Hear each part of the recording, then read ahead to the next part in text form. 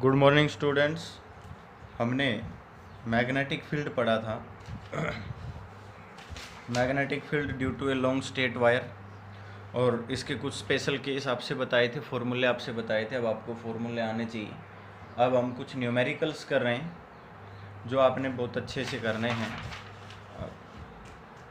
सबसे पहले मैं एक न्यूमेरिकल लिखता हूँ, न्यूमेरिकल से शुरुआत करता हूँ। कुछ 2-3 न्यूमेरिकल करा देते हैं इसके, उसके बाद हम अगला टॉपिक पढ़ेंगे। देखिए भाई, मैं न्यूमेरिकल लिख देता हूँ पहले, उसके बाद हम एक्सप्लेन करते हैं। हमने एक न्यूमेरिकल लिखा, 2 long straight wires carrying current of 10 ampere and 15 ampere each in opposite direction and placed parallel with each other. ये कहता है कि आपके पास, सॉल्यूशन करते हैं, आपके पास 2 वायर हैं, इनफाइनाइट लॉन्ग स्ट्रेट वायर हैं। ये कहता है कि दोनों के अंदर करंट पास हो रहा है, एक में 10 एम्पियर और दूसरे में 15 ampere, each in opposite direction. मतलब एक में अगर 10 एम्पियर अपवर्ड डायरेक्शन में है तो दूसरे में 15 एम्पियर डाउनवर्ड डायरेक्शन में है। Placed parallel with each other, दोनों को एक दूसरे के पैरेलल रख दिया। Separated by A distance 8 centimetre, और दोनों के बीच में कितना गैप है भाई? 8 सेंटीमीटर गैप है। Find the magnetic field at the centre of the wire. ये कहता है कि इसके सेंटर पर मैग्नेटिक फील्ड फाइंड आउट करना है। आपने कहा कि यहाँ पर हम एक पी पॉइंट ले लेते हैं जहाँ पर मैग्नेटिक फील्ड फाइंड आउट करेंगे। अब आप ध्यान से देखिए, ये दोनों की दोनों वायर इनफाइनाइट लॉन्ग है। हमने लिखा है 2 लॉन्ग स्ट्रेट वायर। अगर लॉन्ग स्ट्रेट वायर है तो हम क्या कहेंगे भाई? वी नो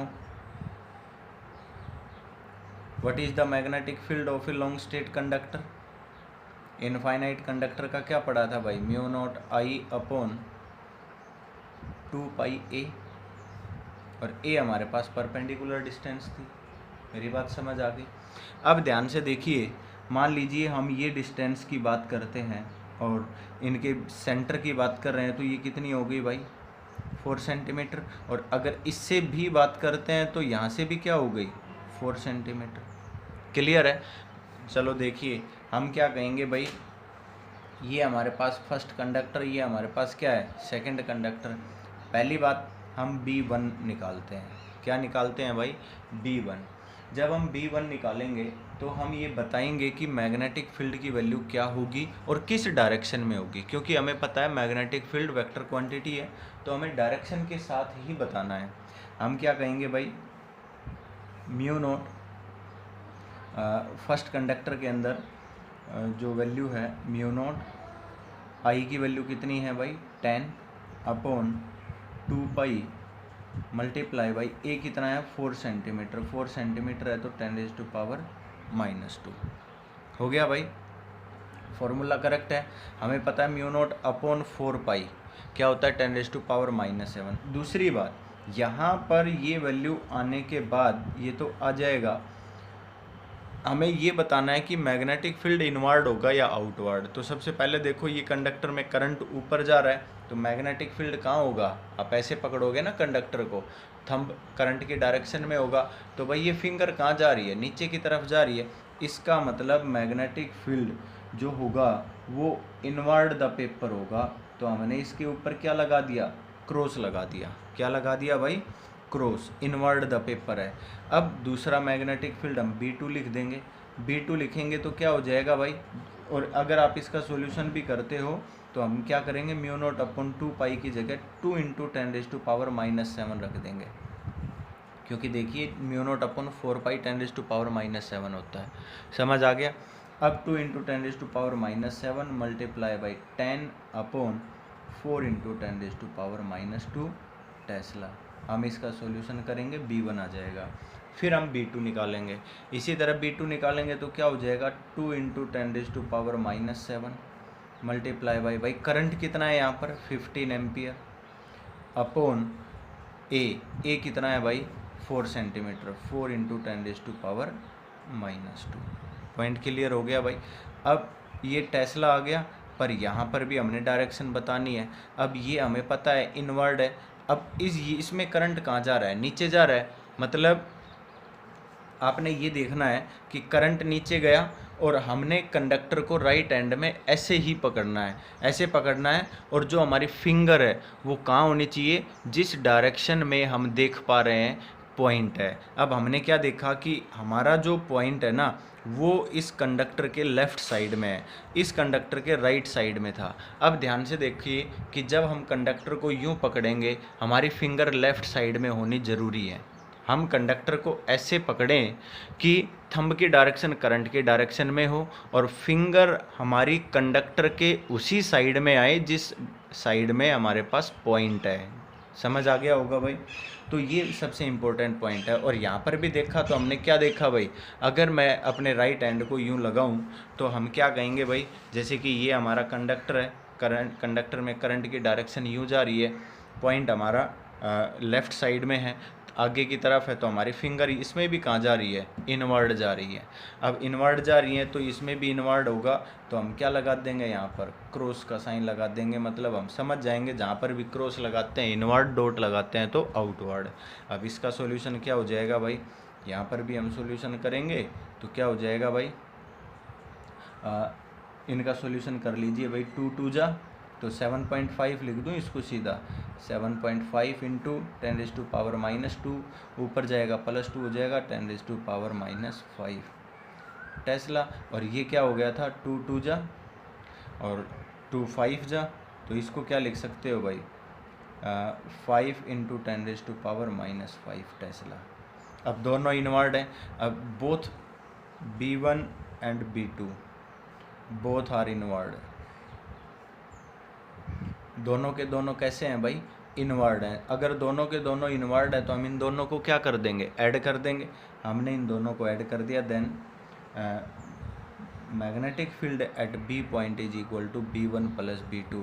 बेटा अगर एक इनवर्ड हो दूसरा आउटवर्ड हो तो हम दोनों को एक दूसरे में से माइनस कर देते, अगर दोनों आउटवर्ड होते तो भी हम दोनों को प्लस कर देते। तो हम क्या बताएंगे, यहाँ पर हमने दोनों को प्लस कर दिया, 7.5 प्लस 5 कितना हो गया भाई, 12.5 इंटू 10⁻⁻5। आउट इनवर्ड है, इनवर्ड यहाँ लिख दिया हमने टेस्ला। समझ आ गया होगा। या फिर आप ये भी कह सकते हो नॉर्मली इनवर्ड है। अगर स्टार नहीं लगाना चाहते, ये क्रॉस नहीं लगाना चाहते, तो आप नॉर्मली इनवर्ड की डेफिनेशन भी आप यहाँ पर लिख सकते हो। चलो यहाँ तक तो ठीक है। अब सेकंड पॉइंट इसी का ही, सेकंड पॉइंट में क्या कहता है, 5 centimetre away right to the right wire. देखिए ध्यान से, आपने क्या कहा, इसी का सेकंड पॉइंट का सॉल्यूशन करते हैं भाई। ये तो हमारे पास फर्स्ट पॉइंट था, ठीक है ना। अब हमने क्या कहा भाई, हमारे पास ये दो कंडक्टर हैं, ठीक है। एक में करंट जा रहा है अपवर्ड 10 एम्पियर, दूसरे में करंट जा रहा है 15 एम्पियर डाउनवर्ड, सॉरी कहाँ जा रहा है भाई, डाउनवर्ड। क्लियर। अब देखिए ध्यान से, आपने ये कहा कि अब की बार जो हमारा पॉइंट है ना, ये तो हमारी फर्स्ट वायर है, ये हमारी सेकंड वायर है, तो राइट वायर तो सेकंड है ना, उसके भी राइट साइड में एक पॉइंट है, हमने इस पॉइंट को क्यू ले लिया। कौन सा पॉइंट ले लिया, क्यू। इन्होंने क्या कहा है, 5 सेंटीमीटर अवे, और ये कितनी दूर रखा हुआ है भाई, 5 सेंटीमीटर। जो राइट वायर है उसके 5 सेंटीमीटर दूर एक पॉइंट ले लिया, वहाँ पर आपने मैग्नेटिक फील्ड निकालना है। तो बेटा देखिए, सबसे पहले हम B1 B2 तो निकाल देंगे, पर हमें ये निकालना है कि इनवर्ड कौन सी वायर से होगा, राइट और आउटवर्ड कौन सी वायर से होगा। अब जैसे कि ये वायर अपवर्ड है, अपवर्ड वायर है, तो हमने क्या कहा भाई, डाउनवर्ड नीचे जा रहा है, डाउनवर्ड नीचे जा रहा है, तो हम क्या कहेंगे भाई, यहाँ से इनवर्ड हो गया फर्स्ट वायर की वजह से। और अगर दूसरी में नीचे करंट जा रहा है, और अगर हम उसमें देखें तो ध्यान से देखिए, अगर मान लीजिए करंट यूँ जा रहा है, अगर फिंगर हमारी कंडक्टर के लेफ़्ट साइड में हुई तो इनवर्ड जाएगा, अगर राइट में हुई तो कहाँ जाएगा, आउटवर्ड। क्योंकि आपको पता है कि जब हम इनमें करंट की डायरेक्शन शो करते हैं, देखिए मान लीजिए आपके पास ये कंडक्टर है, आपने कहा कि ये करंट अपवर्ड जा रहा है, मान लो आई करंट जा रहा है, तो हम क्या कहेंगे, करंट यूँ घूम के जाएगा, यूँ साइकिल बनाएगा ना, तो हमें क्या लगेगा, यहाँ से तो करंट इस कंडक्टर के अंदर एंटर करता, इस पेपर के अंदर एंटर करता हुआ नज़र आएगा, यहाँ से करंट क्या होगा, बाहर निकलता हुआ नज़र आएगा। मेरी बात समझ गई कि नहीं। भाई मैग्नेटिक फील्ड जो है, आप देखिए ध्यान से, करंट ऊपर जा रहा है, मैग्नेटिक फील्ड अगर इस कंडक्टर के राइट साइड में देखा जाए तो एंट्री कर रहा है, क्योंकि हमारा थंब इधर जाएगा तो फिंगर नीचे होगी। अगर हम फिंगर्स को इस कंडक्टर के लेफ्ट साइड में ले लें तो लेफ्ट साइड में कहाँ आ रहा है, ऊपर की तरफ आ रहा है, मतलब हमें इस पेपर से बाहर निकलता हुआ करंट ये मैग्नेटिक फील्ड नज़र आ रहा है। तो मैग्नेटिक फील्ड इधर तो एंटर करता हुआ नज़र आ रहा है और यहाँ से बाहर जाता हुआ नज़र आ रहा है। मेरी बात समझ गए? ये तो हम पहले भी पढ़ चुके हैं, डायरेक्शन ऑफ मैग्नेटिक फील्ड, समझ गए? अब देखो इस पॉइंट पर अगर हम देखते हैं तो फर्स्ट वायर की वजह से तो क्या हुआ भाई, इधर फर्स्ट के राइट साइड में है तो नीचे की तरफ जा रहा है, दूसरे में करंट ही नीचे जा रहा है, करंट नीचे जा रहा है। और अगर मान लीजिए आपने ये कहा कि यहाँ से करंट नीचे जा रहा है तो इस पॉइंट पर मैग्नेटिक फील्ड कहाँ जाएगा, तो वो तो बाहर की तरफ नज़र आता हुआ। बोलो, यहाँ से करंट नीचे जा रहा है तो आप राइट हैंड से करके देखो। अब दूसरी वायर की वजह से बाहर जा रहा है तो हम क्या कहेंगे भाई, हम यहाँ कह देंगे B Q is equal to B2 minus B1, क्योंकि B2 वायर कुछ ज़्यादा नज़दीक है तो हमने B2 माइनस B1 कह दिया, और फाइनली B2 की जो डायरेक्शन होगी वो हम बता देंगे। अब हमने क्या कहा भाई, B1 की वैल्यू निकालिए तो क्या कहेंगे, 2 × 10⁻⁻⁷ करंट कितना है फर्स्ट वायर के अंदर, 10 ampere upon multiply by 10 upon, अब ये डिस्टेंस कितनी हो गई भाई, इनके बीच में 8 सेंटीमीटर डिस्टेंस बताई थी हमने, 8 सेंटीमीटर, और ये कितनी हो गई 5, 8 + 5 कितनी हो गई 13 सेंटीमीटर, 10⁻⁻² टेस्ला। और हमने क्या बताया था, फर्स्ट वायर की वजह से इनवर्ड है, क्रॉस लगा दो। B2 की वैल्यू निकालेंगे तो क्या हो जाएगा, 2 × 10⁻⁻⁷, करंट कितना था 15 एम्पियर अपॉन डिस्टेंस कितनी है सेकंड वायर से 5 सेंटीमीटर, तो 5 × 10⁻²। ये कहाँ है, आउटवर्ड, तो डॉट लगा दो टेस्ला। अब हमने क्या करना है, दोनों को माइनस करना है। अब हम क्या कर देंगे भाई, BQ is equal to B2 minus B1, value ये सॉल्यूशन करिए, इसका सॉल्यूशन करिए, फिर माइनस करिए, क्या कहेंगे परपेंडिकुलर आउटवर्ड, कहाँ पर हो जाएगा परपेंडिकुलर आउटवर्ड। अब इसी तरह से आपसे पूछा जाए कि मान लीजिए ये आपके पास दोनों कंडक्टर हैं, ठीक है, इन दोनों कंडक्टर के अंदर अगर आप देखो फर्स्ट और सेकंड कंडक्टर से, अगर आपसे यहाँ पर पूछा जाए, इस पॉइंट को R कह दिया, तो क्या बताओगे भाई, ये 10 एम्पियर तो करंट सॉरी इसमें तो डाउनवर्ड था ना भाई 15 एम्पियर।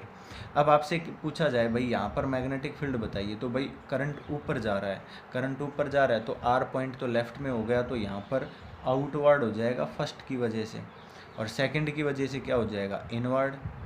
बोलो होगा कि नहीं होगा?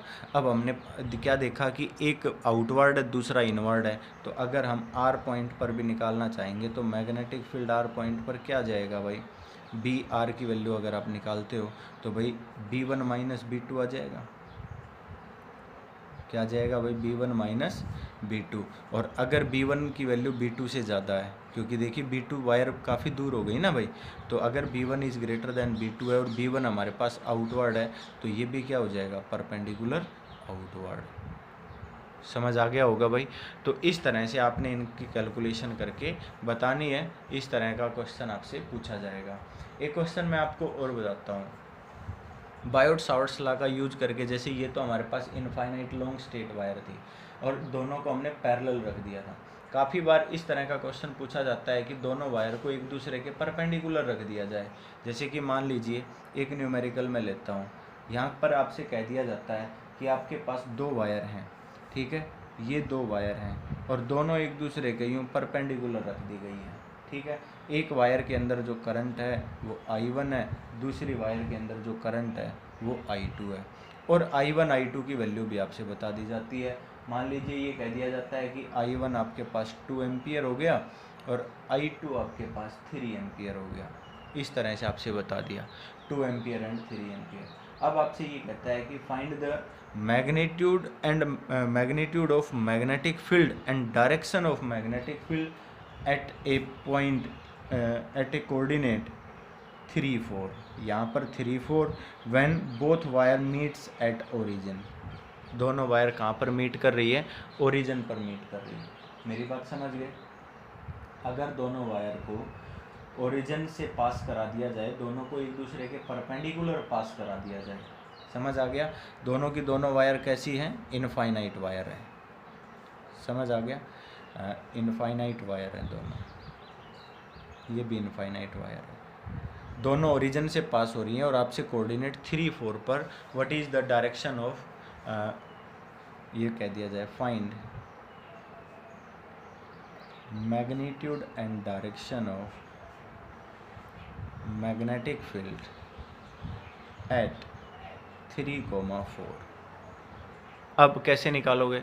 तो बेटा सबसे पहली बात तो यही है कि मैं आपको ये बताना चाहता हूँ कि इस वायर का मैग्नेटिक फील्ड यहाँ निकाल लो और डायरेक्शन निकाल लो, फिर इस वायर का मैग्नेटिक फील्ड यहाँ निकाल लो और डायरेक्शन निकाल लो, और उसके बाद हम क्या करेंगे? हमें पता है मैग्नेटिक फील्ड वेक्टर क्वांटिटी है, तो उनका वेक्टर सम कर देंगे भाई। फर्स्ट वायर और सेकंड वायर लिख दो भाई। फर्स्ट वायर भाई B1 मैग्नेटिक फील्ड, B1 की वजह से मैग्नेटिक फील्ड। हमने क्या कहा? करंट की डायरेक्शन ऊपर है। अब देखो यहाँ से ये वाली जो डिस्टेंस है ये लेनी है ना भाई। अब ये डिस्टेंस कितनी है? अब ये डिस्टेंस तो मेरे हिसाब से एक्स एक्सिस में मेजर की जा रही है भाई। यहाँ से यहाँ तक की डिस्टेंस तो आप ये बताओगे ना, और एक्स एक्सिस का कोऑर्डिनेट कितना लिया हुआ है? 3 सेंटीमीटर। बोलो समझ आया कि नहीं? ठीक है भाई, हम क्या कहेंगे? Mu naught I upon 2πa। बोलो होता है कि नहीं? अब ये जो वैल्यू होगी ये कहाँ होगी? पहली बात ये तो परपेंडिकुलर इनवर्ड होगी। अगर ये परपेंडिकुलर इनवर्ड होगी तो हमने क्या लगा दिया? क्रॉस लगा दिया। बोलो लगा दिया कि नहीं? अब हम क्या कह देंगे भाई? B1 की वैल्यू निकाल देंगे। B1 निकालेंगे तो हमारे पास हो जाएगा 2 × 10⁻⁻7। ये तो म्यू नॉट अपॉन 2π की वैल्यू है।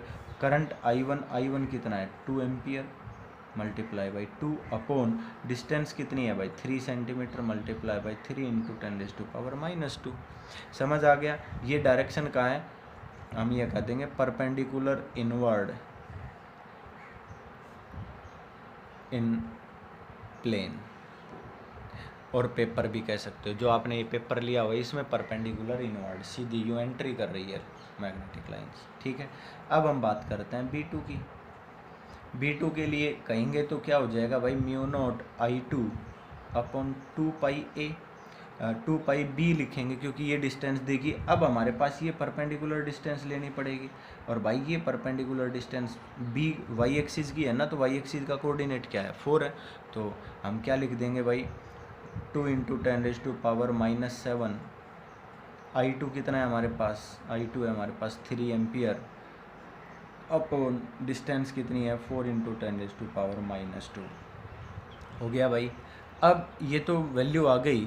अब डायरेक्शन और बतानी है। करंट यूँ जा रहा है, तो अगर ये हमारा अपवर्ड डायरेक्शन में है तो फिंगर कहाँ जा रही है? ऊपर। करंट की डायरेक्शन में थंब, फिंगर हम देखेंगे ऊपर। ऊपर जा रही है तो आउटवर्ड नज़र आ रहा है, तो हमने क्या लगा दिया यहाँ? हम यहाँ लिखेंगे परपेंडिकुलर आउटवर्ड इन प्लेन। मेरी बात समझ आ गई होगी? परपेंडिकुलर आउटवर्ड इन प्लेन। हमने क्या देखा? हमने ये देखा कि B1 जो मैग्नेटिक फील्ड है वो अंदर जा रहा है और B2 मैग्नेटिक फील्ड बाहर आ रहा है। जब दोनों एक दूसरे के अपोजिट जा रहे हैं तो हम दोनों को क्या कर देंगे? माइनस कर देंगे। तो हमने क्या कह दिया? देन ये P पॉइंट ले लेते हैं। Then BP is equal to B2 minus B1। और भाई B2 का मैग्नीट्यूड हमें ज़्यादा लग रहा है, ये आ गया था, अगर हम वैल्यू निकालें तो हमारे पास आ गया था 1.5 × 10⁻⁻7, और ये क्या था? 4/3 था ना, तो ये आ गया था हमारे पास 1.33 माइनस 1.33 × 10⁻⁻5। ये भी -5 होगा बेटा। 10⁻⁻2 ऊपर जाएगा तो -5। अब हम इनकी वैल्यू निकालते हैं तो कितना आ जाएगा बेटा? 0.17 अप्रोक्सीमेट इंटू 10⁻⁻5 टेस्ला। दूसरी बात, कहाँ जाएगा? B2 की वैल्यू जाता है ना। B2 कहाँ है? परपेंडिकुलर आउटवर्ड, और ये क्या था? Perpendicular inward. तो perpendicular outward to plane from plane. समझ आ गया होगा? ये हमारा आंसर आ गया। इसी तरह से काफ़ी बार जैसे कि कह दिया जाता है कि आपके पास एक ट्रायंगल है, आपके पास एक स्क्वायर है। एक न्यूमेरिकल और लिख देता हूँ मैं। ये कहता है कि आपके पास एक वायर है, वायर को आपने एक स्क्वायर की फॉर्म में लिया हुआ है इस तरह से, ठीक है। अब इस वायर के अंदर करंट पास किया जा रहा है। अब देखिए काफ़ी बार क्या होता है कि करंट को किसी भी डायरेक्शन में पास करके बताया जा सकता है। अब मान लीजिए आपसे ये कह दिया जाता है कि इसमें करंट आई पास हो रहा है, यूँ ये आई करंट, ये एक लूप की टर्म में है, एक स्क्वायर है और ये, ठीक है। स्क्वायर की साइड आपसे बता दी जाती है, जो भी साइड है, मान लीजिए इसकी साइड है ए, ठीक है, स्क्वायर की साइड ए है। Find the magnetic field at centre of square, find magnetic field at centre of square. Square के सेंटर के ऊपर आपने मैग्नेटिक फील्ड फाइंड आउट करना है। तो ध्यान से देखिए, हमने क्या कहा भाई, अगर मान लीजिए सबसे पहले मैं इस वायर की बात करता हूँ, आपको पता है यहाँ परपेंडिकुलर डिस्टेंस ये लेनी है, हमें पता है कंप्लीट साइड कितनी है ए, तो ये डिस्टेंस कितनी हो जाएगी a/2। मतलब अब की बार जो हमारा हम बार बार ए लेते थे ना, वो हमारा क्या हो गया, a/2 हो गया। दूसरी बात, ये हमारे पास फाइनाइट वायर है, इनफाइनाइट नहीं है, तो ये भी 45 डिग्री हो गया और ये भी क्या हो गया 45 डिग्री। मतलब हम क्या कहेंगे, मैग्नेटिक फील्ड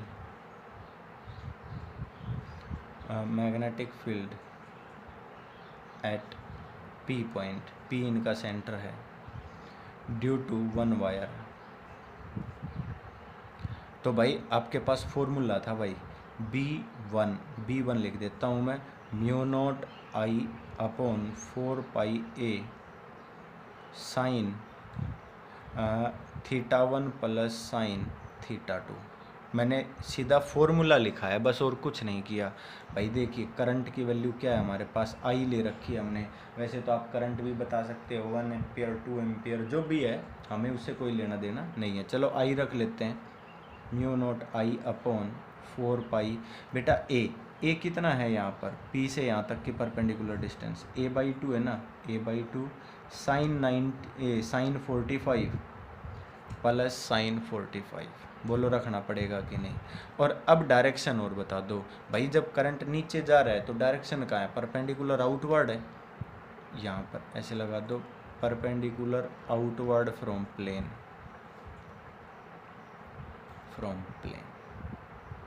समझ आ गया होगा। अब इसका सॉल्यूशन कर सकते हैं मेरे हिसाब से, हम इसका सॉल्यूशन करेंगे तो क्या हो जाएगा भाई,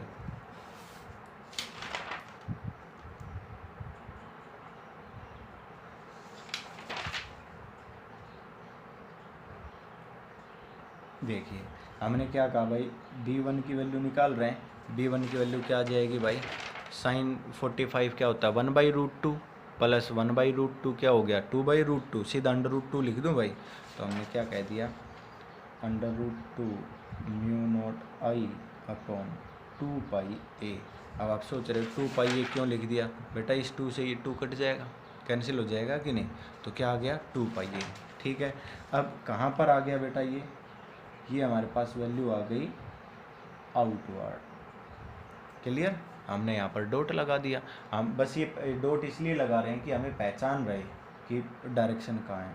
अब आप एक बात बताइए बेटा, अब दूसरी वायर ले लें, ये इस वायर से अगर हमें ये भी तो फाइनाइट है, ये डिस्टेंस लेंगे, ये भी तो क्या है a/2 है, ये एंगल भी कितना है 45 है, लगभग जो इस वायर का है सेम आना चाहिए, बस डायरेक्शन देख लीजिए। और ये भी कहाँ है आउटवर्ड है, इससे भी कहाँ जाएगी आउटवर्ड, मतलब हम क्या कह देंगे, then all 4 wires have same magnitude and direction of magnetic field, then BP = 4 multiply by क्या लिख सकते हैं B1। भाई हम चारों को ऐड कर देंगे, चारों को ऐड करेंगे तो 4 टाइम्स हो जाएगा ना, दैट इज़ 4√2 μ0I/2πA। काफ़ी बार जब भी मतलब कोई कंपटीशन क्वेश्चन के अंदर आप देखते हो और स्क्वायर के टर्म में अगर कोई क्वेश्चन आ जाता है तो आप सीधा ये फॉर्मूला लगा सकते हो। ए साइड ऑफ स्क्वायर है, आई करंट है, that is 4√2 mu naught I upon 2πa। ये सीधा फॉर्मूला आप अप्लाई कर सकते हो। मेरी बात समझ आ गई होगी भाई। तो ये हमारे पास कंप्लीट क्वेश्चन हो गया। अब दूसरी बात, मान लीजिए कई बार ऐसा होता है कि कोई ट्रायंगल दे दे और उसके सेंट्रोइड पर मैग्नेटिक फील्ड फाइंड आउट करा लें, तो मेरे हिसाब से आप कर सकते हो। तो इस तरह की कुछ प्रैक्टिस आप करके देखना स्टेट कंडक्टर के लिए, और बची हुई प्रैक्टिस हम कॉम्बिनेशन के अंदर कराना चाहते हैं। हम एक दो कॉम्बिनेशन लेंगे जिसके अंदर हम आपको बताना चाहते हैं कि जिसके अंदर हम सर्कुलर लूप लेना चाहेंगे, सर्कुलर लूप पढ़ना चाहेंगे। तो अगला जो टॉपिक है मैं वो शुरू कर देता हूँ, और इस टॉपिक के अंदर मैं आपको सर्कुलर लूप पढ़ाता हूँ। Magnetic field at the centre of the circular loop. Magnetic field at centre of circular loop. देखिए ध्यान से, सबसे पहले मान लीजिए आप कोई भी सर्कुलर लूप ले रहे हो।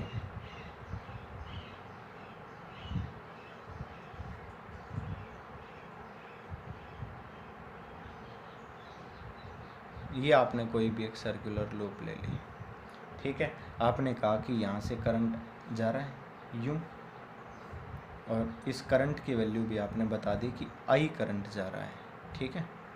चलो देखिए, ये कंप्लीट सर्कुलर लूप है। एक तरफ से आई करंट गया और इस कंप्लीट में से टर्न करके आई करंट वापस आ गया।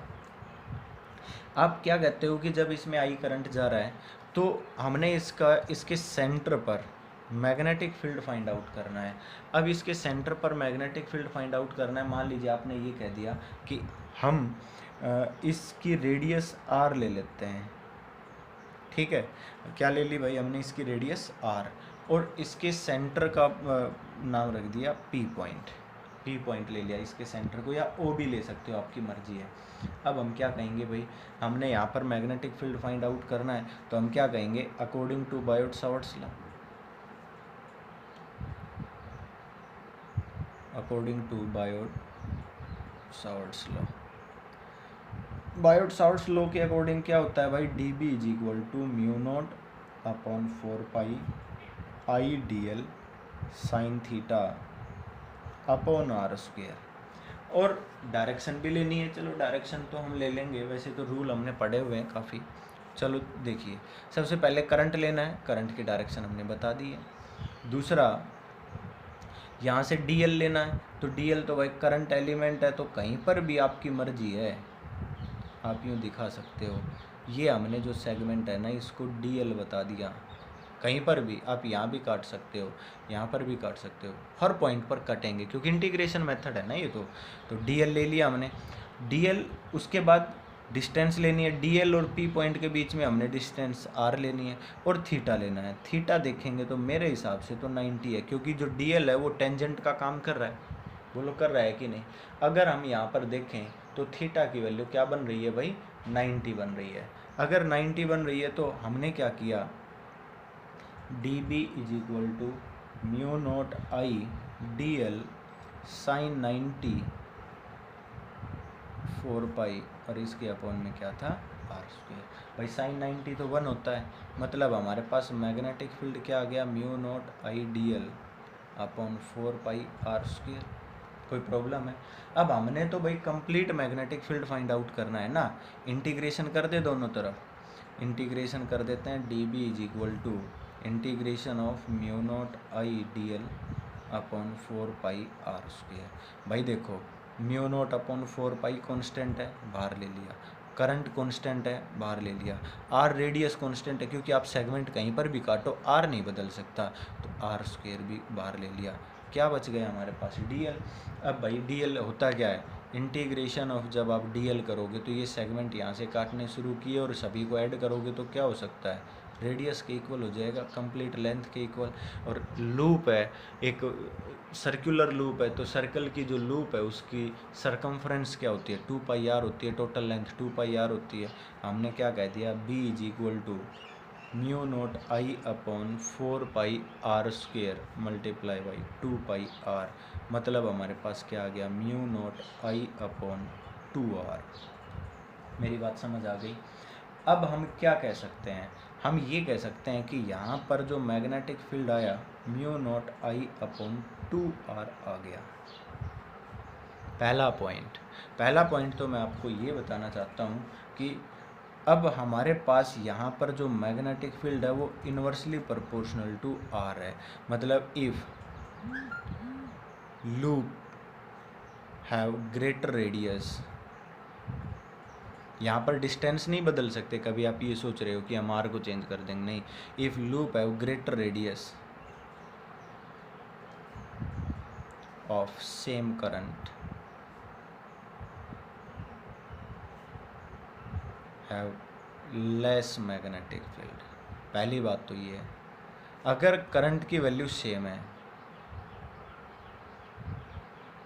करंट सेम है, आई कांस्टेंट हो गया, म्यू नोट बाई 2 कांस्टेंट हो गया, बचा आर। आपने उसकी रेडियस बढ़ा दी, आपने ये कहा पहले हम छोटी लूप लेते हैं फिर हम बड़ी लूप ले लेते हैं। इस तरह की लूप लेते हो, मतलब आपने मान लीजिए अलग अलग लूप ले ली 1, 2 एंड 3, सभी में 1 ampere 1 ampere 1 ampere current pass किया। एक की रेडियस R1 R2 R3 है, तो इनमें से किसका मैग्नेटिक फील्ड सबसे ज़्यादा होगा, जिसकी रेडियस सबसे कम है उसका मैग्नेटिक फील्ड सबसे ज़्यादा होगा। मेरी बात समझ आ गई होगी। अब एक तो पॉइंट ये हो गया, ठीक है। अब सेकेंड पॉइंट की बात करता हूँ। If circular loop have an number of turns, जैसे कि हमारे पास ये वायर है, वायर को हमने एक बार घुमाया 1 टर्न, फिर दूसरी बार, तीसरी बार, और इस तरह से हमने, जिस तरह स्प्रिंग होती है ना, इस तरह से काफ़ी बार उसको लपेट दिया है, ठीक है। तो उसका मैग्नेटिक फील्ड क्या होगा, तो magnetic field then B is equal to n times of mu naught I upon 2r। मेरी बात समझ आ गई होगी। n से मल्टीप्लाई हो जाएगा, जिसको हम लिखते हैं n mu naught I upon 2r लिखते हैं। पॉइंट क्लियर हो गया, समझ आ गया होगा भाई। तो ये हमारे पास सर्कुलर लूप के सेंटर पर मैग्नेटिक फील्ड के पॉइंट्स आ गए हैं। अब दूसरी बात मैं आपको बता देता हूँ, यहाँ मैग्नेटिक फील्ड और आर के बीच में ग्राफ हम नहीं बनाएंगे, क्योंकि अगर आपसे बोला जाए तो उसमें फिर कंडीशन लगानी पड़ेगी। जिस तरह से हमने ये पॉइंट लिखा है उस तरह से कंडीशंस बतानी पड़ेगी, उसके बाद ही हम इसको समझा पाएंगे। अगला पॉइंट आता है डायरेक्शन। क्या आता है भैया, डायरेक्शन ऑफ मैग्नेटिक फील्ड। अब मैग्नेटिक फील्ड की डायरेक्शन के लिए तो देखिए, आप करंट इसको यूं पकड़ लीजिए और उसके बाद डायरेक्शन बता दीजिए, या फिर मैं आपको एक बात और बता देता हूँ। इसकी डायरेक्शन के लिए अगर आपने बताना है तो आप इस लूप को अपनी फिंगर्स के अंदर पकड़ लीजिए, जो थंब होगा वो मैग्नेटिक फील्ड की डायरेक्शन दे देगा। आप क्या कहोगे, we grasp loop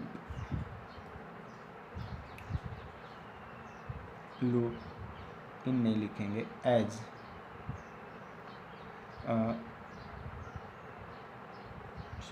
loop in fingers as direction of current, then extended thumb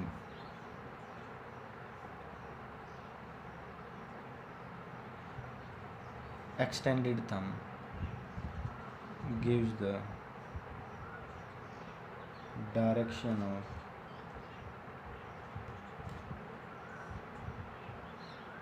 magnetic field।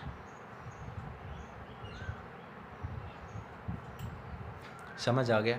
ये कहता है कि जैसे लूप है यूँ घूम रही है, आप लूप को अपनी फिंगर्स में यूँ पकड़ लो, जो एक्सटेंडेड थंब होगा ना वो मैग्नेटिक फील्ड की डायरेक्शन दे देगा उसके सेंटर पर। समझ आ गया होगा। जैसे आपने लूप को यूं पकड़ा, अगर करंट की डायरेक्शन ऐसे जा रही है तो यूं पकड़ लो, अगर करंट यूं घूम के जा रहा है तो यूं पकड़ लो, थंब ऊपर की तरफ जा रहा है, अगर ऐसे जा रहा है तो थंब नीचे की तरफ जा रहा है, ऑटोमेटिक डायरेक्शन चेंज हो जाएगी। सबसे इम्पोर्टेंट बात ये है। क्लियर है भाई? अब चलो अगला पॉइंट पढ़ते हैं भाई।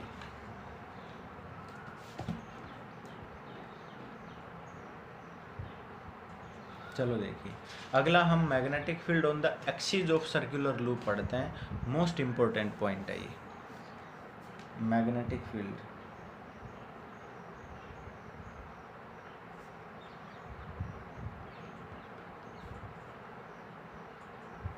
ऑन द एक्सिस ऑफ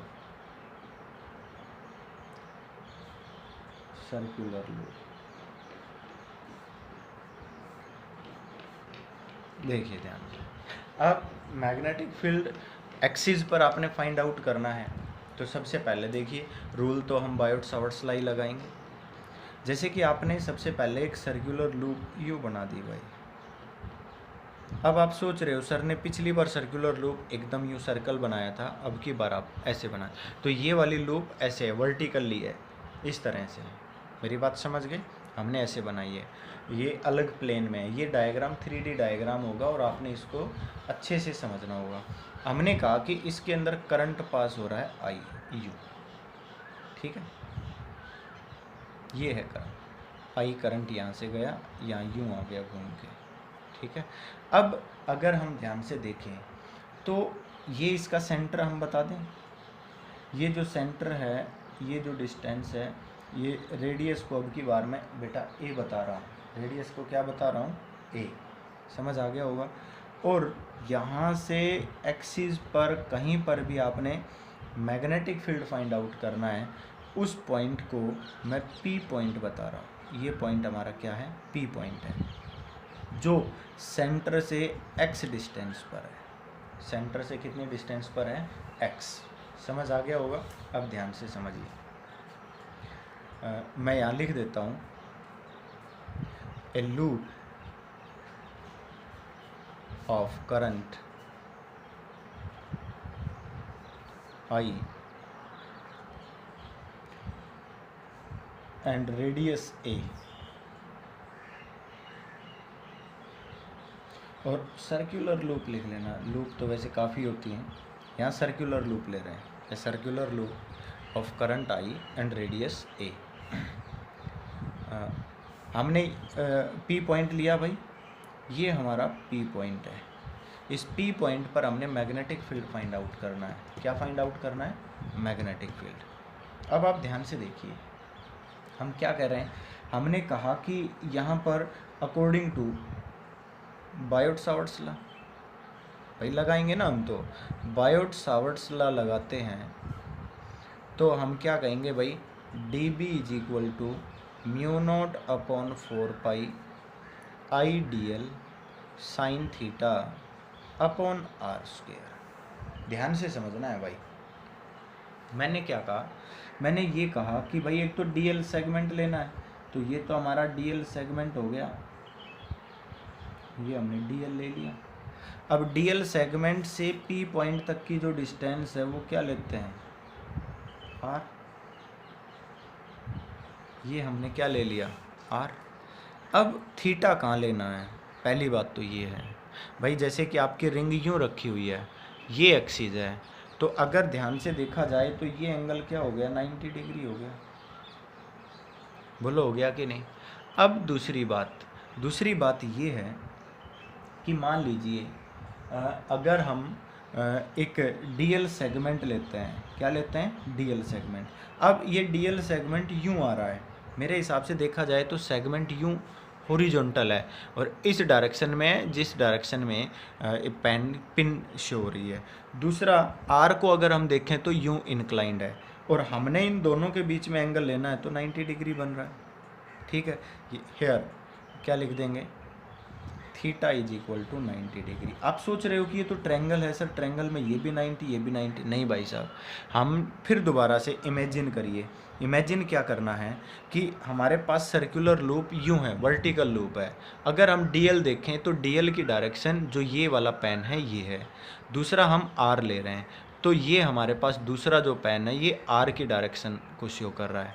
अब हमने क्या कहा, 90 डिग्री एंगल इनके बाहर है, ट्रायंगल हमारी नीचे बन रही है यूं, हम 90 डिग्री ये वाला ले रहे हैं क्योंकि डीएल हमारा यहाँ है, ये हमारा डीएल है, ये हमारा क्या है आर। इन दोनों की डायरेक्शन के बीच में लेना है ना एंगल, तो डीएल की डायरेक्शन तो यूँ आउटवर्ड हो गई, आर हमारा इधर हो गया, तो यहाँ पर ये आउटवर्ड एंगल लेना है। मेरी बात समझ गए होंगे। तो ये हमारे पास एंगल कितना है, 90 डिग्री। समझ आ गया होगा।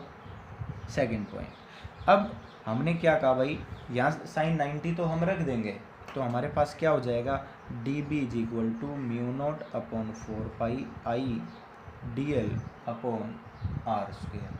यहाँ तक पॉइंट क्लियर हुआ। अब आगे बढ़ते हैं। अब हमने इसकी डायरेक्शन भी बतानी है इस सेगमेंट की। हमें पता है कि भाई देखिए, हमने अभी अभी आपसे बताया था कि डी एल इधर है और आर नीचे है, तो मतलब हमारा ये प्लेन हो गया। आर ऐसे नहीं है, आर यूँ नीचे झुका हुआ है, इसके एक्सिस की लाइन यूँ मैच कर रही है। अब ये इधर झुका हुआ है, अब डीएल इधर है, तो हमारा ये वाला प्लेन हो गया। मैग्नेटिक फील्ड तो डीएल और आर दोनों के परपेंडिकुलर होता है भाई, डीएल क्रॉस आर पड़ा था ना। मेरी बात समझ रहे हो कि नहीं भाई। जो मैग्नेटिक फील्ड की डायरेक्शन होगी तो वो क्या होगी, here direction of D B is perpendicular to both DL and R, that is perpendicular to plane DL cross R। भाई यही तो कहते हो ना, मैग्नेटिक फील्ड की डायरेक्शन तो यही ली जाती है। मतलब हम उस प्लेन की बात कर रहे हैं जिसमें डीएल है और आर है, और ये प्लेन यू इंक्लाइंड हो गया भाई। डीएल तो हमारा ऐसे हो गया और आर हमारा ये हो गया, और इस प्लेन के परपेंडिकुलर अगर हम देखें तो यहाँ पर शो होगा। मतलब इस आर के परपेंडिकुलर बनाना है। शायद हमने पिछली क्लास में ये बताया भी था, कि जो मैग्नेटिक फील्ड है वो कभी भी आर की डायरेक्शन में नहीं होता, आर के परपेंडिकुलर होता है। समझ आ गया। अब यहाँ पर आपने 90 डिग्री एंगल शो करके दिखाया, पॉइंट क्लियर हुआ। अब मैं आपको ये बताता हूँ कि मान लीजिए ये एंगल है फाई, ये एंगल क्या है, फाई, ठीक है। हमने क्या कहा भाई, अगर ये एंगल फाई है तो हमने इस डी बी के कंपोनेंट बना दिए बेटा।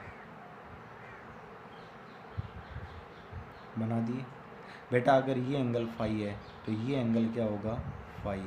हमने इसको लिख दिया डी बी कोस फाई, इसको क्या लिख दिया, डी बी साइन फाई। अब आप सोच रहे हो फाई इधर आना चाहिए था, नहीं भाई। देखो इस आर पर परपेंडिकुलर था ना डी बी, और इस लाइन पर परपेंडिकुलर ये है, तो इन दोनों के बीच में जो एंगल बना है वही तो इनके परपेंडिकुलर के बीच में बनेगा। ये रूल तो हम शायद 11th क्लास से ही आपको समझा रहे हैं, ठीक है कि नहीं भाई। ये एंगल है थीटा, आपने इस आर, ये फाई एंगल है, इस आर के ऊपर परपेंडिकुलर डाला ना, और ये जो एक्स है इसके ऊपर परपेंडिकुलर ये डाला है कंपोनेंट के लिए, क्योंकि ये तो एक्स के लाइन में हो गया, ये एक्स के परपेंडिकुलर हो गया, ये आर के परपेंडिकुलर है, तो इन दोनों के बीच में जो एंगल है वही इनके परपेंडिकुलर के बीच में होगा। तो हमने क्या कह दिया, here D B can be resolve to components, दो कंपोनेंट में हमने रिजोल्व कर दिया। इन दोनों कंपोनेंट में रिजोल्व किया तो हमने क्या कहा, देन पहला कंपोनेंट क्या है, डी बी कोस फाई, कहाँ पर एक्ट कर रहा है बेटा, D B cos phi acts perpendicular to axis, जिस एक्सिस पर आप मैग्नेटिक फील्ड फाइंड आउट कर रहे थे उसके परपेंडिकुलर है। और सेकंड क्या लिखा हमने, D B sine phi acts direction of axis, axis की डायरेक्शन में एक्ट कर रहा है। मेरी बात समझ आ गई। अब सेकंड पॉइंट आगे बढ़ते हैं। मान लीजिए आपने कहा कि सेगमेंट को यहाँ लेना है, अगर आपने सेगमेंट को यहाँ पर लेना है तो क्या कहेंगे भाई, ये आ जाएगा आपका DL। भाई आएगा कि नहीं DL। अब आपने क्या कहा था भाई, ये हमारे पास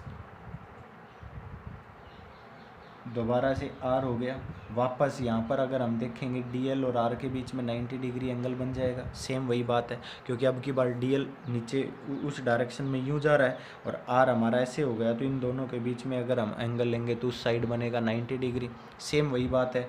और यहाँ पर भी हम अगर DB की वैल्यू निकालेंगे तो इस R के परपेंडिकुलर होगा। सेम वही पॉइंट्स आ जाएंगे, इसको लिख देंगे DB डैश। ये एंगल भी क्या ले लेते हैं, फाई। तो यहाँ एक परपेंडिकुलर बनेगा और एक यहाँ बनेगा। ये क्या हो जाएगा भाई, DB डैश कोस फाई, और यहाँ क्या बनेगा, DB डैश साइन फाई। हम क्या देख रहे हैं, अगर सेगमेंट सेम है तो कोस फाई के कंपोनेंट कैंसिल हो रहे हैं। हम क्या कहेंगे, here cos phi component, here we see DB cos phi component cancel with opposite components।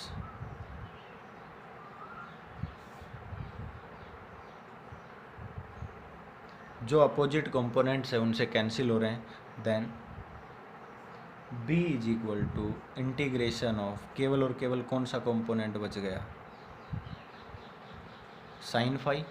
और दूसरा तरीका ये है कि आप दोनों का इंटीग्रेशन कर दो, इसको DBX मान लो, इसको DBY मान लो, और इंटीग्रेशन कर दीजिए। इंटीग्रेशन में ये अपने आप जीरो आ जाएगा, जिस तरह हमने किस में पढ़ा था, इलेक्ट्रिक फील्ड में पढ़ा था। तो आपकी मर्जी है कि आप सीधा कैंसिल करते हो या फिर इंटीग्रेशन करके कैंसिल करते हो, आपकी मर्जी है। भाई आप क्या कह सकते हो कि आप जो मैग्नेटिक फील्ड है, एक को BX शो करोगे, BX को क्या कह देंगे, DB साइन फाई इंटीग्रेशन, और BY को क्या कह दोगे, DB कोस फाई इंटीग्रेशन। मेरी बात समझ आ रही है कि नहीं। और जब हम DB कोस फाई का इंटीग्रेशन करेंगे तो ऑटोमेटिक जीरो आ जाएगा, जब हम लिमिट पॉइंट इसके ऊपर लगाएंगे तब अपने आप जीरो आ जाएगा। और DB साइन फाई का करेंगे तो ये तो हम कर ही रहे हैं। अब हमने क्या किया भाई, हम क्या कर रहे हैं भाई, DB की वैल्यू हम जानते हैं, वैल्यू पुट करेंगे। तो हमने क्या कह दिया, B is equal to DB क्या है हमारे पास, mu naught I DL 4 pi R square sine phi. बेटा साइन फाई क्या होता है, परपेंडिकुलर अपॉन हाइपोटेन्यूज। फाई अगर इधर है तो ये बेस, ये परपेंडिकुलर, ये हाइपोटेन्यूज। हमने क्या लिख दिया, A अपॉन R। क्लियर है। यहाँ हम लिख देंगे sine phi is equal to A upon R।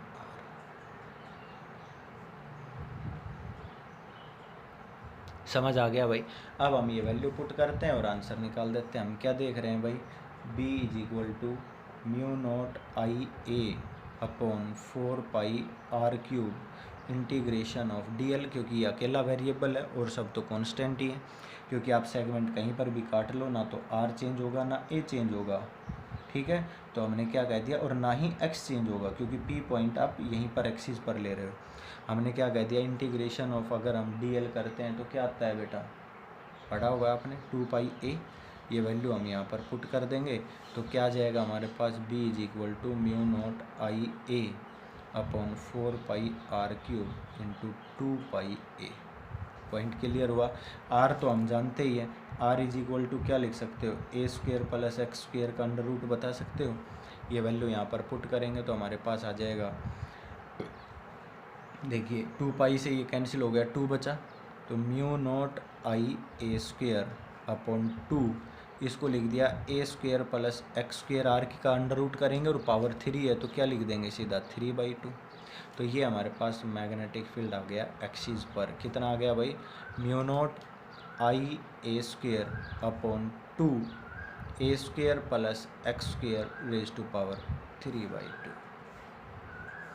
अगर आप ये कहोगे कि अगर हम x को 0 ले लें तो सेंटर पर आ जाएगा, x की वैल्यू 0 पुट करके देख लो, सेम आपका वही फॉर्मूला आएगा जो आपने पिछले सेंटर के लिए पढ़ा था। समझ आ गया होगा। चलो हम स्पेशल केस बता देते हैं, लास्ट इनके पॉइंट ले लेते हैं, ठीक है। मैं इसके स्पेशल केस ले लेता हूँ, special case. First if coil have n number of turns,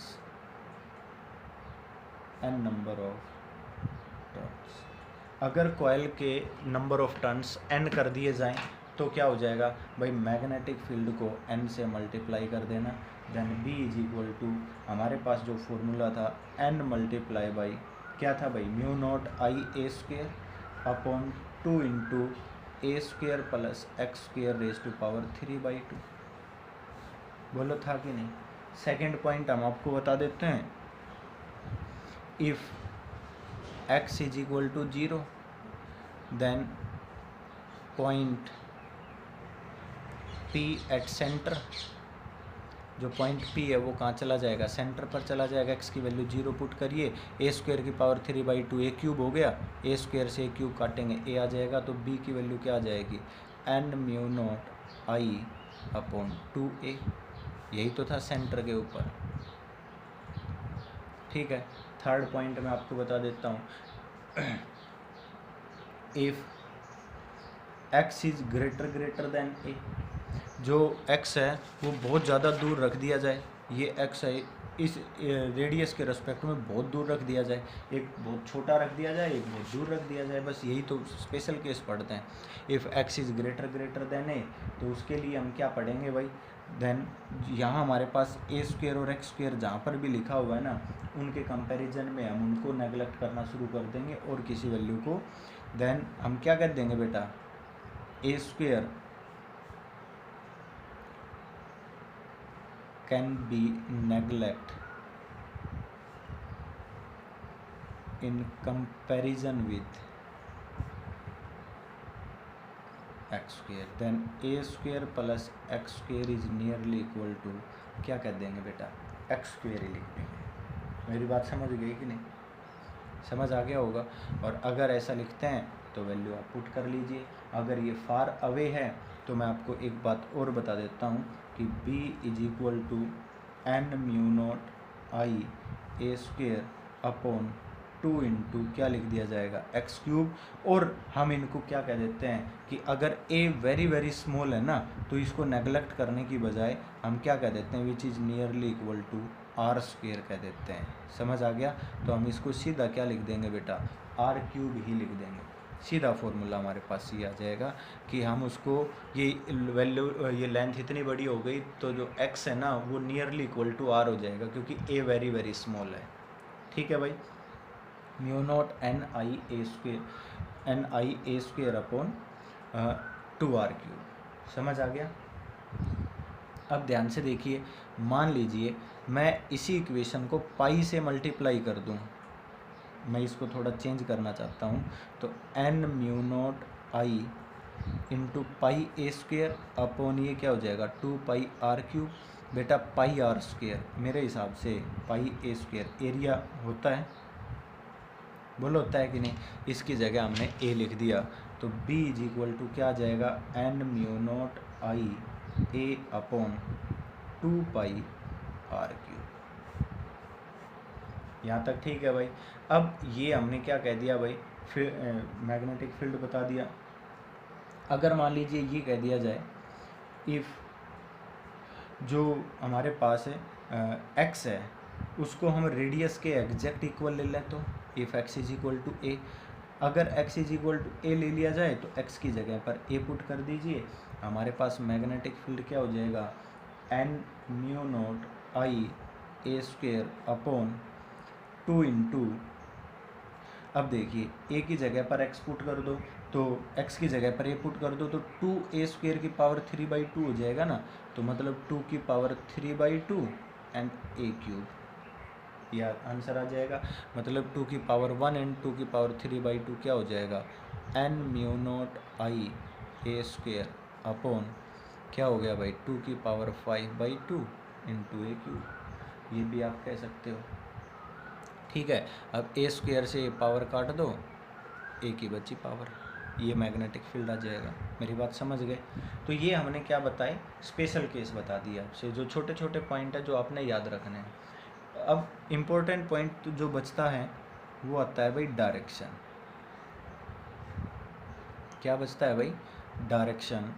of magnetic field. Magnetic field की डायरेक्शन आपने बतानी है। तो आप ध्यान से देखिए, डायरेक्शन के लिए तो मैंने थोड़ी देर पहले भी आपसे रूल बताया था, वही रूल आपने लगाना है कि आप इसको क्या करोगे, या एक राइट हैंड थंब रूल लगा लो। जैसे कि मान लीजिए आपने क्या कह दिया भाई, ये हमारे पास क्या है, ये हमारे पास सर्कुलर लूप है, ठीक है। अब मैं कहता हूँ कि भाई इसके अंदर जो करंट है ना वो यूं जा रहा है, ऐसे जा रहा है, ये करंट की डायरेक्शन है।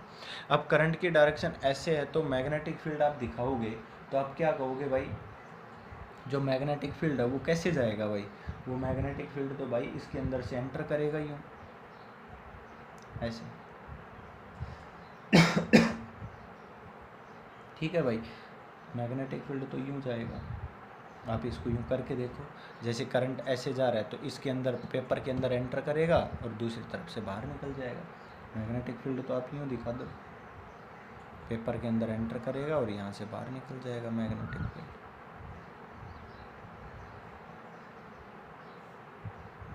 सेंटर पर एकदम एग्जैक्ट एंटर करके यूँ दिखा दो, यहाँ से फिर दोबारा यूँ एंटर करके ऐसे दिखा दो, तो ये हमारे पास क्या बन जाएगा, इस तरह का एक साइकिल बन जाएगा भाई।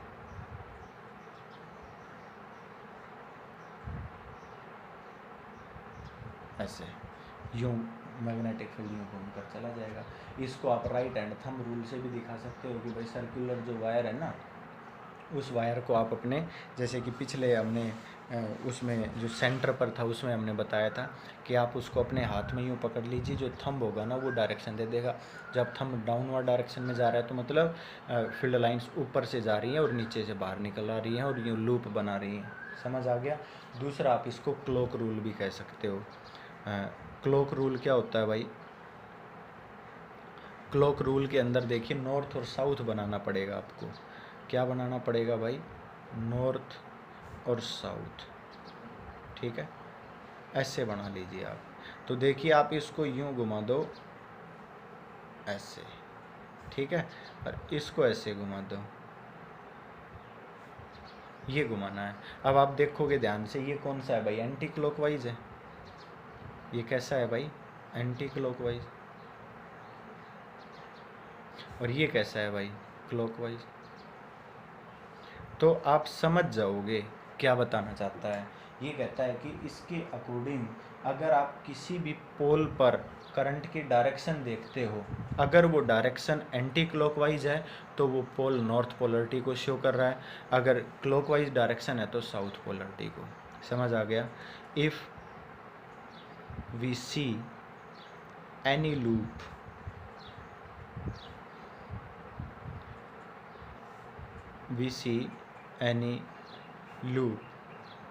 of current in anti-clockwise, then this phase shows north polarity। समझ आ गया होगा, एंड वाइस वर्सा।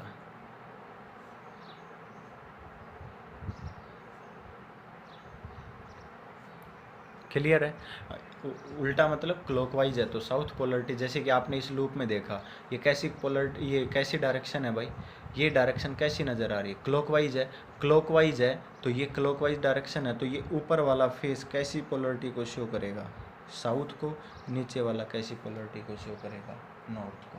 मेरी बात समझ आ गई होगी, पॉइंट क्लियर है। तो इस तरह से भी आप डायरेक्ट इसकी डायरेक्शन बता सकते हो।